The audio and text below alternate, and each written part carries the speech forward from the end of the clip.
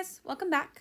So last class we were talking about proofs and theorems, and we got all the way to this slide, which is a list of all the algebraic properties we'll be using, and we were just about to start algebraic proofs. So that's what this video is about, the basics of algebraic proofs and then one geometric proof at the end. Let's get started. So remember, when you're doing a proof, you're always going to have a few key features. Number one, you have this T-chart. Okay, this is called a two-column proof.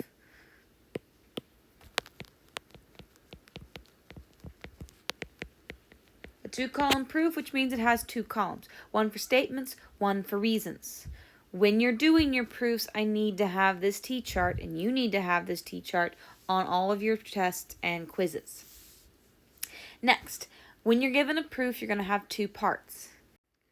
The given, which is the hypothesis of a statement, and what you're trying to prove, which is the conclusion of the statement. So this is the given, and then this is what you're trying to prove.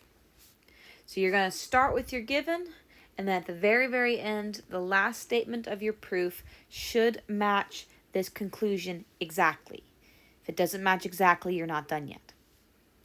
So let's get started. First, you're always going to start with your given. It's always an easy first step. And this is our given. Next, what we're going to do is we're going to distribute 3n using the distributive property. So my next step is going to be 3x minus 5 is equal to 1. And I know this because of the distributive property.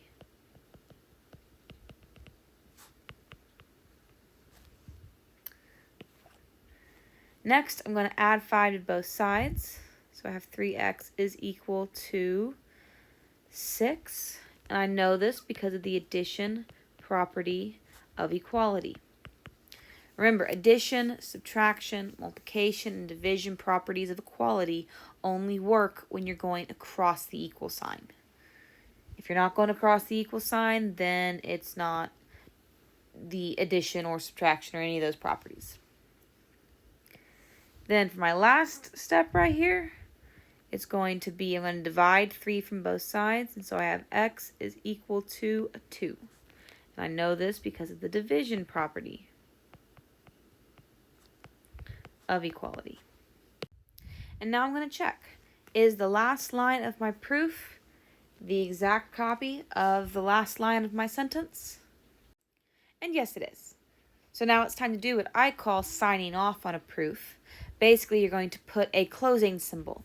And there are 3 closing symbols. The first one, my personal favorite, is the filled in square. The next one is 3 dots that make a triangle. And then you have QED. Okay? You can pick whichever one you want. You can use them however you want them, but you're always going to kind of put them in this general area. Please make sure you have this at the end of every single proof and that I can easily see it. Let's do another one. All right, now in this one, it gives us the given and the proof laid out nicely. Okay, the last example was a statement. This one gives us it straight up. It makes it a little bit easier. All right, so I'm going to write my given, and that is always the first thing I do. Okay, now I'm trying to solve for y. Okay, keep an eye on what you're trying to prove. So if I'm trying to solve for y, then my first step would be to do something with this x. Because I'm given the x, I might as well do something with it, and I'm going to plug it in. So my next step is going to be plugging in the 2, and I can do that because of the substitution property of equality. Okay, I replaced x with the value of 2. I'm going to keep solving. My next step gives me y minus 6 is equal to 8 plus 9. I know this because, again, the property of substitution. Okay, I have replaced the expression of 4 times 2 with the value of 8. It's the definition of substitution, to replace an expression or a variable with a value. And then I'm going to do it again in this next step, because 8 plus 9 is 17. Again, I'm replacing the expression with the value, which is substitution. To finish it off, I'm going to add 6 to both sides. And because I was adding to both sides of my equation, now I can use an addition property of equality. Okay, I'm going to check and make sure my last line matches the proof exactly. And it does. Y is equal to 23. Y is equal to 23. We are good. This problem provides you with a closing symbol, on my slide at least, so please make sure you have it on your own. All right, you guys go ahead, pause the video, and try to do this one on your own. And how'd you do? So don't forget, for step A, the given always goes in that first box. Okay, next, B is the multiplication property of equality, because I'm multiplying 3 to both sides of my equation. C is the substitution property of equality, because I replace the expression of 3 times 3 with the value of 9. The last step is provided for you, and then all you have to do is sign off. Now, I want to pause for a moment here and point out a general structure that you need to have on all your proofs. Number 1, whenever you're doing homework, tests, or quizzes, you always need to write your given and your proof. Okay, just like this. Kind of up off to the side. That way you know where you're starting and where you're going for every single proof. Then directly underneath it, or next to it, but you're going to have your 2 columns, and you're going to have your statements and your reasons in neat, ordered lists. Okay, you need to have your 2 columns, and your statements and reasons need to be neatly in order. If you have a picture, the picture goes over here. Ish. Okay, one of the biggest strategies we'll use in geometry and in proofs is annotating a picture. So if ever you have a picture, it goes in this vicinity over here. Last but not least, make sure you have your closing symbol. Okay, and these are the main components of a proof. You have your given and proof, that way you know where you're starting and where you're going. Your 2 columns with your statements and reasons. Your closing symbol, and then any pictures that are provided. Try this one on your own and make sure to write the statement above the 2 columns. That way you know where you're starting and where you're going. The video is going to pause, and when it plays again, you'll see my answer. How'd you do? Hopefully you started with your given, which is the hypothesis of the statement, and the last line of the proof matches the conclusion. Now there is one other way that comes to mind immediately of how you could have done this. You could have multiplied at the beginning 2. That way you could cancel out the fractions. It's okay if your proof doesn't match mine exactly in some cases. As long as the reasons and the statements you're using are logically sound, it will still work. However, I advise you to go for the simplest and most straightforward method. That way you don't end up adding extra steps or getting lost in logic that doesn't actually work. Now let's move on to some geometric proofs. Okay, or at least some more geometric proofs. Please make sure you write these down. Math is like a giant game of Simon Says. Okay, whenever you do something, there has to be a rule that lets you do that for that reason. So all of these statements, all these properties, reflexive, symmetric, and transitive, these let us do the properties that we talked about earlier with shapes. Okay, so with segments and angles. Now something I want you to notice, these are all equal signs, which means in all of these properties, we are talking about the value of the segment or the measure of the angle, the measures of the segments. Okay, that's why you don't have any segment symbols on top of my segments over here. And that's why you don't have any congruency symbols. Okay, congruency symbols talks about shapes and sizes, not values. Now, where this becomes really important is this pro tip down here. These three properties also work for congruence. Okay, so you could say the reflexive property of congruence when you have a congruency notation. And the way you would write that would be AB, segment AB is congruent to segment AB. Okay, you'd use a little hat. For the angles, it would be the angle 1 is congruent to angle 1. Okay, that'd be the reflexive property for both categories. All right, notice how because we have the congruency symbols, we are no longer talking about the values of the object and their measures, so we just use the notation for the object themselves. Now, as you're looking at this chart, you may notice a missing property. It's not missing. It is purposefully left out. The left out property is substitution. The reason why a substitution is left out is because there is no substitution property of congruency.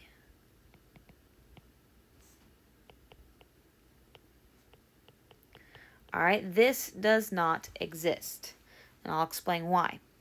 The definition of substitution is to replace an expression or a variable or something like that with a value or another expression, okay, or another variable.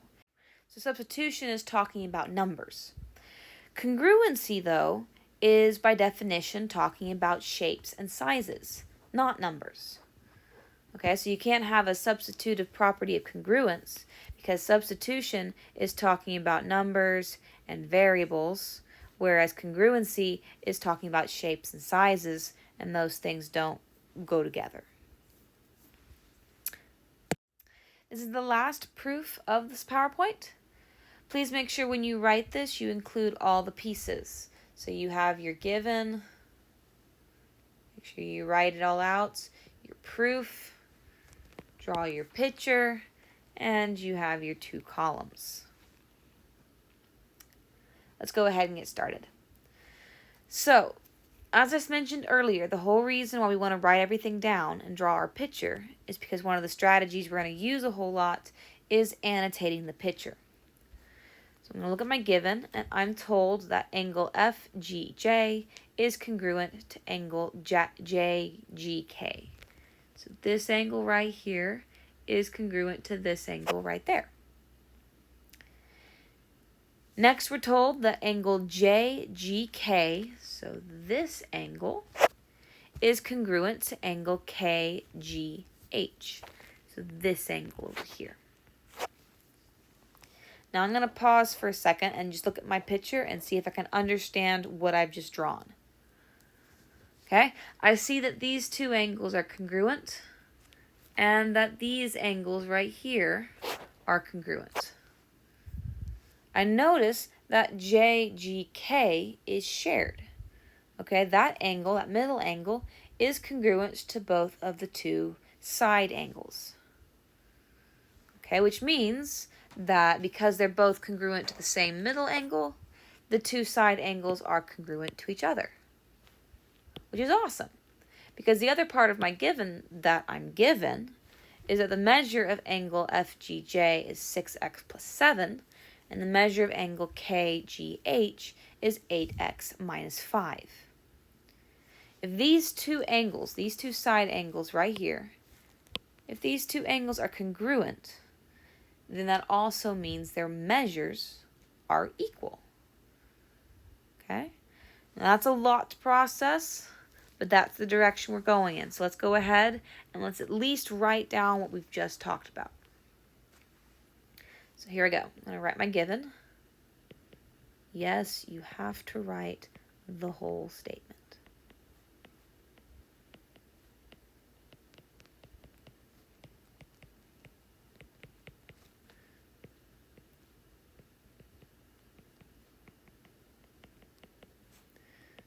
All right. The reason why you have to write the whole thing is so that you have everything on your proof and you don't accidentally forget something. Even if it's the given, you have to include it. Especially since it's the given, because the given is where you start. All right, so now I'm going to write down the process we talked about earlier. And the first thing we noticed is that JGK is in both of those statements. So since it's in two different problems, I have to make sure I say in my proof that it's the same angle. Okay, that way anyone reading my proof knows without seeing the picture that I'm talking about the same thing in both parts. So I'm going to say that angle JGK is congruent to angle JGK, and this is because of the reflexive property. Now that I've said that and I've confirmed that those two pieces are the same piece, I can now say that the two side angles are congruent to each other. And I can say this because of the transitive property. Remember, we can't use substitution because there is no substitution property of congruence. However, because A is congruent to B and B is congruent to C, therefore A is congruent to C, that's kind of the example that was used. Okay, we're tracing and connecting information, several pieces of information, and that is the definition of the transitive property. Now let's go ahead, and keep going. So F, G, J. Now, up until this point, so far all we've had is congruency symbols, and we are still given measures. So somehow we got to go from congruency symbols to equal signs. And so let's do that. I'm going to say the measure of these two angles are equal to each other. And the way I know that is by the definition of congruency. Remember, we talked about this one at the very beginning.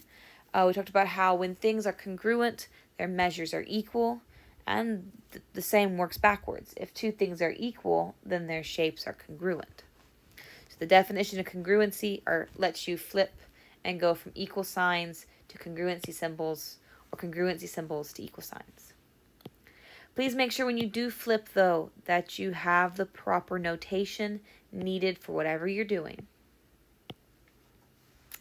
All right, now that I have equal signs, I can take the measures of those angles and plug them on in. And I have 6x plus 7 is equal to 8x minus 5. And because we have equal signs, we can use the substitution property. And now I'm going to solve and finish my proof like I did all the others that we did earlier. So I'm going to subtract 8 from both sides, and now I have a negative 2x plus 7 is equal to negative 5. This would be the subtraction property. Wow, did that line go really bad. All right, and then again, I'm going to subtract my 7, so that's negative 2x is equal to a negative 12. Again, because of the subtraction property. And then last but not least, I'm going to divide. And that way x is equal to 6 because of the division property. I'm going to check and make sure that my last line matches my proof exactly, and it does. So now I'm going to sign off, and I am done with my proof. All right. Hopefully you followed that. If there was a step where I lost you, 1, go back and rewatch the video. 2, make sure you ask me when you see me in class, and I will see you next time.